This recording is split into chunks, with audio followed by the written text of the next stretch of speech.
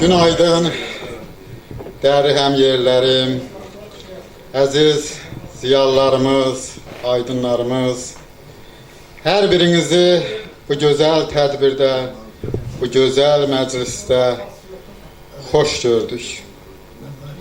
Mən də öz növbəmdə sizə doğma olan hər kəsi, Azərbaycanlılarımızın həmrəylik günü, eyni zamanda qarşıdan gələn yeni təqvim ili münasibəti ilə təbrik edirəm, gözəl günlər arzuluyuram.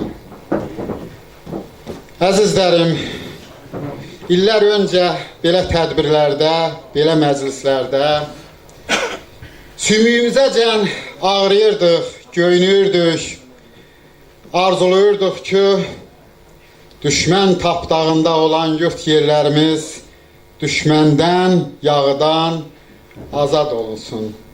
Nə xoş bizim halımıza ki, bugün belə məclislərdə, belə tədbirlərdə Kəlbəcərimizə qayıdışla bağlı fikirlər söyləyirik, qayıdışla bağlı hazırlıqlar aparırıq. Nə gözəl, nə xoş bizim halımıza. Biz həyatımızda, ömrümüzdə bizim nəsil, bizdən öncəkilər və bizdən sonrakılar ağır travma aldı. Ən ağır, ən ağrılı həyatın, belə deyim, göynək məqamlarını gördülər. Yurd ağrısını gördülər. Amma bugün şükürlər olsun ki, Kəlbəcərimizə dönə bilirik, gedə bilirik və mən inanıram ki, tezliklə hər bir Kəlbəcərli 30 il içində saxladığı o arzularını reallaşdırmaq üçün öz doğma ocağına, yerinə, yurduna dönəcəkdir. Məhz bugünkü tədbirimiz də nə xoş ki, Kəlbəcərimizə qayıdışla bağlıdır. Əsas mövzu odur. Məndən öncə natiqlər qeyd elədi və Kəlbəcərə Qayıdış İctimai Birliyinin sədri, dəyərli ziyalımız Yelmar müəllim dedi, Kəlbəcərə Qayıdış İctimai Birliyi yaranmışdan 2 il, 3 il sonra bizim torpaqlarımız yağlardan azad olundu və o birliyin, İctimai Birliyin yaranmasında da əsas səbəblərdən biri məhz yerimizə, yurdumuza qayıdışla bağlı mübarizə aparmaq idi. Və bizim aydınlarımız, ziyalılarımız, dostlarımız o vaxtı piketlər keçirirdi, öz etiraz səslərini müəyyən dairələrə çatdırdılar. Var olun əzizim, bugünkü gün üçün Ramiz müəllim, Ramiz Abuşov, Yelmar Mustafa və mənə doğma olan birliyin hər bir üzvü sizi salamlayıram və sizi təbrik edirəm ki, nəhayət siz hədəfimizə çatdıq. Bayaq Ramiz müəllim çox geniş məruzə elədi. Təşəkkür edirəm Ramiz müəllim.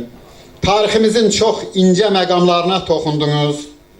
Kəlbəcərimizin tarixi, mədəniyyəti barədə geniş çıxış elədiniz. Bildiyimiz və bilmədiyimiz bir çox mətləbləri burada bizə agah elədiniz. Və mən də təəssüf eləyirəm ki, bizim bəzi abidələrimiz, tarixi abidələrimiz düşmən tərəfindən yerlə yeksan edilib və tarixdən silinib. Amma biz özümüz bu yanlışlıqlara bundan sonra yol verməməliyik. Biz iki para kəndin, Çovdar və Şəkərəm kəndlərinin tarixi abidələri var. Onlar barədə müvafiq qurumlara müraciət elədik. Yəni o kəndin bir sakini olaraq müsbət cavab aldıq.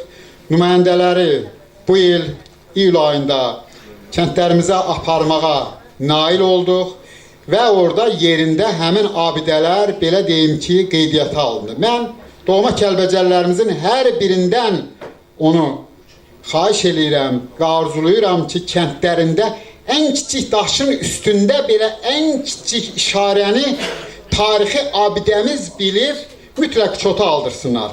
Bu bizim tariximizdir. Biz tariximizə biganə qalmaqla itirdiklərimizi mən burada xatırlamaq istəmirəm. Və qayıdışla bağlı kiçik vaxta görə mən az danışmaq istəyirəm. Bir-iki məqama toxunmaq istəyirəm. Bizim Kəlbəcərin təbii coğrafi xüsusiyyətləri mütləq bu qayıdışda nəzərə alınmalıdır. Mən bunu deyəndə nəyi nəzərdə tuturam? Əsasən kəndlərin birləşdirilməsinə toxunmaq istəyirəm. Bizim o kəndlərimizin hər biri bir qayanın deyim ki, dibində məskən salan bir abidə idi. Biz dəyərli Hüseyin müəllimlə, bizim hüquqşünas Hüseyin Əzimovla müəyyən dairələrdə olduq, məktublar verdik və biz orada dedik ki, Kəlbəcəri, Laçını və digər rayonlarımızı Füzuli ilə, Ağdamla eyniləşdirməyin. Biz tərəfdə hər bir ev, bir qayanın, belə deyim ki, kölgəsində, bir qayanın altında tikilmiş bir abidə idi. O, kəndlərin birləşdirilməsi Kəlbəcər üçün müsbət nəticə verməyəcək. Və biz vətəndaş olaraq öz haqq səsimizi mütləq hər yerdə etirazımızı çatdırmalıyıq. Düşünməli deyilik ki, hər şeyi bizim dövlətimiz eləyir. Eləyir, lap yaxşı. Vətəndaş olaraq mən oranın relyefinə, coğrafiyasına, torpağın, yerin xarakterinə daha yaxşı bələdəm və mənim də təhlifim vətəndaş olaraq, sakin olaraq mütləq nəzərə alınmalıdır. Kəlbəcərimiz üçün, yəni bu mövzuya uyğun istədim ki, mən də bir vətəndaş olaraq, bir Kəlbəcəri olaraq öz fikrimi burada çatdırım. Torpaqlarımız işğal olundu. O müddətdə hər bir vətəndaş dırnağının ucundan saçına qədər ağrıdı, göynədi və o itki onun oldu.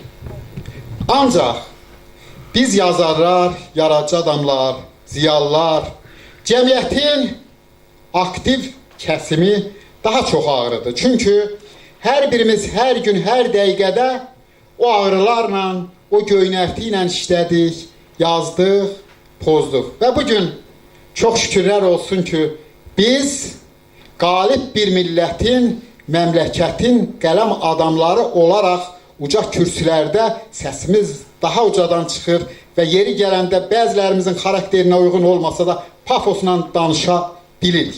Çünki torpaqlarımız yağıdan azad olundu. Və Kəlbəcərimiz işğal olunduğu müddətdə, ondan sonra və ondan öncə, burada məndən də qabaqdaydılar, bizim gözəl şairlərimiz, yaradıcı adamlarımız sözdən Kəlbəcərimizin abidələrini qurdular, tikdilər və ürəkdə yaşadı. Əskər silahla döyüşdü, amma yaradıcı adamlar həm də tarixçilər yazmır, elə yaradıcı adamlar vallahi yazır, tarixə çevirir. Və vaxtınızı çox almayacağım, ürəyimdə çoxdur deyiləsi sözlər, amma mən bu kürsüdən Kəlbəcərlilərimizdən bir şey də xahiş edirəm. Bugün bizim iki aydınımız, iki alimimiz Eldar Həsənov, Fazil Qasımov zindandadır, qazamatdadır, belə deyim. Mən istəyərəm ki, indi və digər tədbirlərimizdə biz müvafiq qurumlardan həmən aydınlarımızın, alimlərimizin azad olunmasına bir bəyanat verək, bir müraciət eləyək, bir xahiş eləyək yenə. Həm də bu bizim bir Kəlbəcərli olaraq bir vətəndaşlıq borcumuzdur, ziyalı olaraq borcumuzdur. Və məclisimizin ruhuna uyğun kiçik bir şeir oxuyacağım icazənizlə və Kəlbəcərimizə qayıdışla bağlı.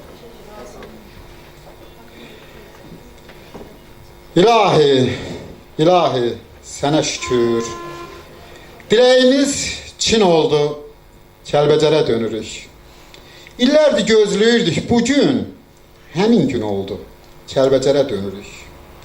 Möcüzə yaranıbdı, sir qayası, sir daşı, bu yurdun əvəzi yox, dür qayası, dür daşı. Şəhid göyərən hər qayası, hər daşı, Kəlbəcərə dönürük. Kimin düşsə o yerə, güzarı sevinəcək.